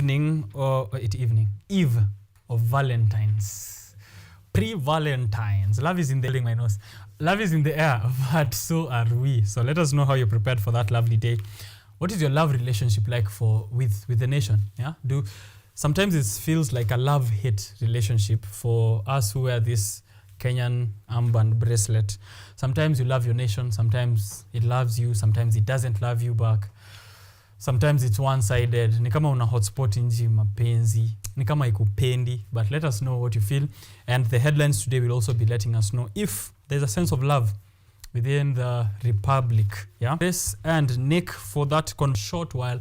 But get yourself a copy of the Standard, the Daily Nation, and the Business Daily. Let us know what you think of the stories there and any other paper, of course. If there have been developments between last week Tuesday and today Tuesday. You can also bring them up. I will be highlighting them at KUTV Kenya, at Richard_Okenye across all the social platforms. Let's start with the headlines and then see what they have prioritized here this day. The Standard, last promise, Legends' last promise to the two people gone too soon. Marathon dear to his heart, his father and his wife. He made them a promise that may be just that. To be his wife, he vowed to be the first human to run a marathon under 2 hours. To his wife, he had bought land and pledged to build a church. Sunday night, the legendary athlete bowed out after being involved in a tragic accident. And they are showing there a portrait of Kevin Kiptum, the world record holder, the world marathon record holder, and his time alongside. The Daily Nation, tribute to Kenya's rising star. Again, a full image of Kevin Kiptum. At only 24 years, Kevin Kiptum was the men's marathon world record holder, crowned last year on his third major race. He was destined for greatness, but his dream to run the 42 kilometers marathon in under 2 hours, a first in open competition, was shattered yesterday, 2 days ago, on Sunday actually, when he was killed in a road crash. And that's the Daily Nation. The Business Daily has a photo of the world marathon record holder Kiptum, but the headline is not on the same story. It is on the new Eurobond seen easing pressure on domestic debt interest rates.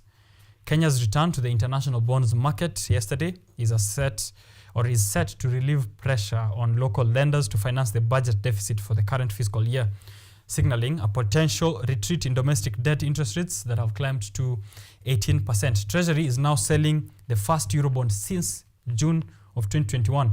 Banks, however, are warning high interest rates that could trigger defaults. We'll have a look at that as well. But the main story seems to be of the world marathon record holder Kiptum. His image is plastered on the front of all these papers. His record is 2 hours, 35 seconds. He beat Eliud Kipchoge by over a minute. So he had so much time to spare after breaking that record in only his third major appearance in open competition. And he was seeking to win the sub 2 hour marathon under eligible competition. So we know that Eliud Kipchoge did run 1:59:40, but that wasn't eligible competition because it had its own set of rules. But in open play, in open competition, Kevin Kiptum was gearing to go head on against Eliud Kipchoge. And we've seen a statement here from Eliud Kipchoge and a host of other people in the Republic, including the president and the athletics presidents, giving their statements there. Let me welcome my panelists of the day. I'll start with fresh face, and then tutaenda kwa mzee Nick. Welcome to the show, Grace. Thank you and good morning. Good morning to you. And good morning to my senior here, Sanik Mwadime, the National Executive Director.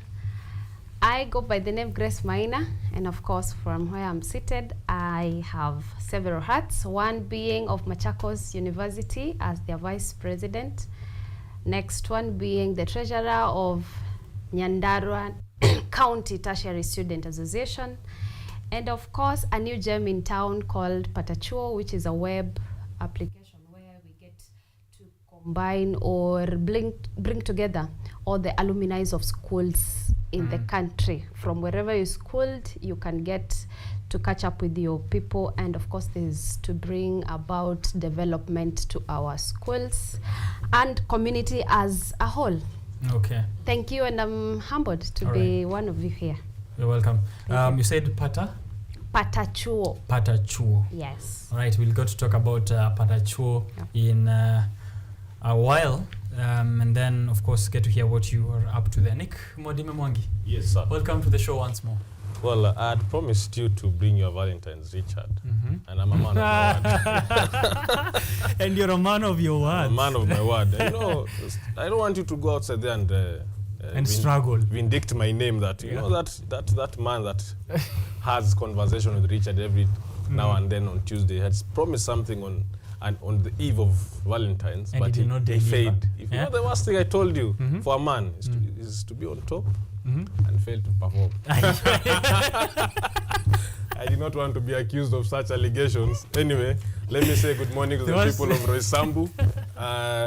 Of course, to my colleague here, Madam President. I'm really glad to have her here on the panel, Richard. The people of Machakos are really happy today to see her face here. Yeah. And also to the people of Nyandarua. She's new to the office as well. Okay. And of course, the people who put us here is Mkusa, because we continuously represent the students of Mount Kenya, because we are hungry, we are angry, and we are up and arising for our rights, for our dreams, and for our ambitions. Yeah. And let me not forget my good friends in Roysambu. Today they have sent me, there's a list actually today, and they are saying I should say hi to one Mary Wairimu Nganga, one Jackie Kinywa, one Melody, one Ben Wafula, and also one General Kinuthia from Roysambu. Okay, yes. Shout out to General Kinuthia. Yes. For those who don't know General Kinuthia, let me just enlighten them. This is a man to watch. Okay. He's the next sitting president at the Technical University of Kenya. And we had stayed here last month. And they came to the office there at the Jubilee. He had brought a whole delegation telling them that he's very serious at whatever he's planning to do. Okay. Good morning, Richard. Good morning to you, sir. Yes. Nick Mwadime Mwangi. Yeah. The worst thing about a man being on top is that him being on top and not performing. Yeah, that's quite a quote to start this conversation with. The headlines, gentlemen and lady. Yes. The Daily Nation, tribute to Kenya's rising star. The Standard, legend's last promise. I think there's nothing much to pick out this morning in terms of who did well and who didn't. Well, there's a story there below about the eCitizen. Okay. And it's the eCitizen insights, or the eCitizen nightmare. Okay. Well, so the Daily Nation did squeeze actually something extra. Yeah, to me that really stands out apart from the sad. It's a sad moment for our country. We've lost a hero, we've lost a legend, we've lost a young man. You've lost a young man. No, it is very saddened because we are the students also have lost a young man. Recently, a man called Grand Mullah Obed. Yes. So it is very saddening to see young people die very prematurely, Richard. And in that spirit, because dying at 24 years old, that is too premature, Richard. And there are man of allegations left, right, center about Kevin Kiptum. But one thing I'm really, really proud is he's defining, he defined a lot for the young people. Yeah. He's telling us that me and you, Richard and Grace, we can achieve anything. For sure. Despite the age.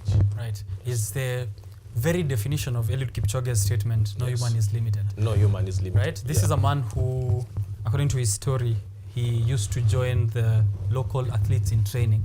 Akienda shule while in primary school, as they are doing their laps, he just, I'm sure you've seen videos of those school-going children running alongside Eliud Kipchoge or the likes of them in the Rift Valley. You never know. That's the marathon record holder just jogging alongside Eliud Kipchoge in the coming few years. Yeah, it's very inspirational because I want to imagine where he's coming from.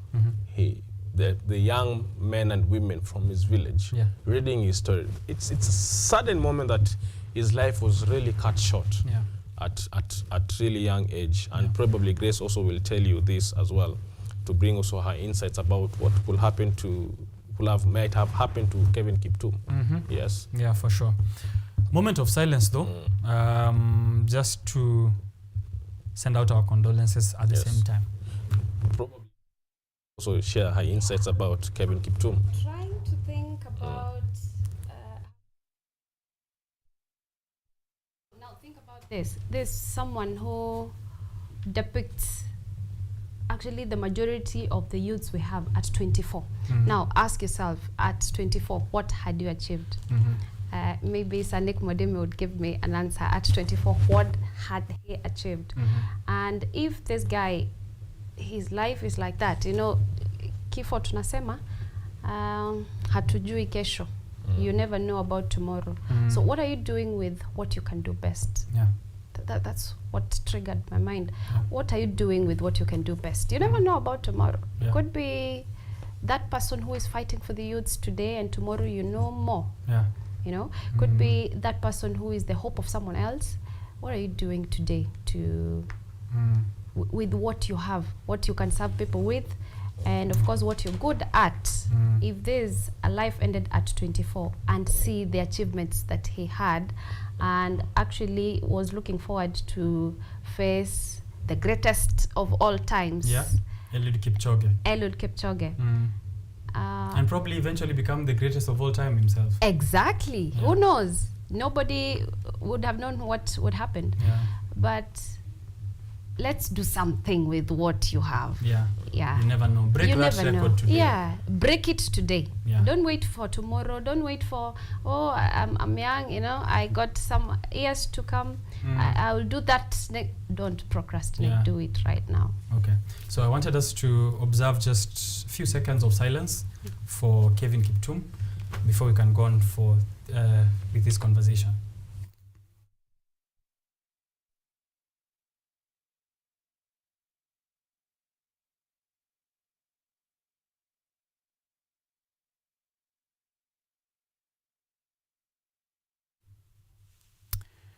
All right.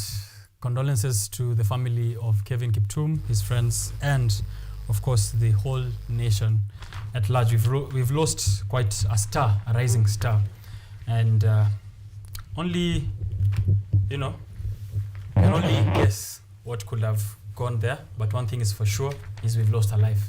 Yeah. And condolences have been sent here. I see Eliud Kipchoge saying, "I'm deeply saddened by the tragic passing of marathon world record holder and rising star, an athlete who had a whole life ahead of him to achieve incredible greatness. I offer my deepest condolences to his young family. May God comfort you during these trying times." President William Ruto saying Kevin Kiptum was a star, arguably one of the world's finest sportsmen who broke barriers to secure a marathon record. I think I'll just close up with two more statements here, one from his wife and the other from the World Athletics President.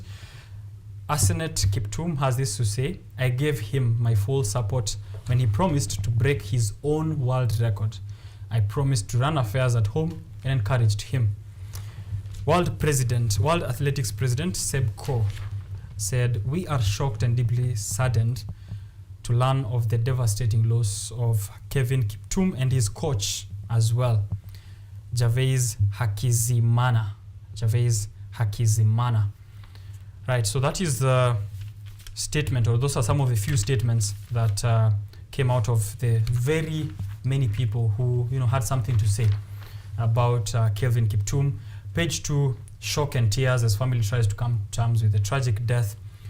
And then page 3, fateful crash that ended athlete's career. The accident happened at Flax Junction in Kaptagat after Kiptum's car veered off the road and hit a huge tree. Chicago marathon champion lost the control while driving back to training base in Chepkorio. So he died while going to training. Yeah. So man was still in his element even up to the moment of death. We can say he died on duty. Yeah. Yeah, He died on duty. He died on duty. This morning when I was giving traffic updates, someone mentioned the Eldoret Nakuru Highway, and they said this being part of the side, your side, ambayo Kevin Kiptum lost his life. What do we have to say about the state of our roads, Nick Mwadime Mwangi? Currently, we are facing a huge challenge with our infrastructure. And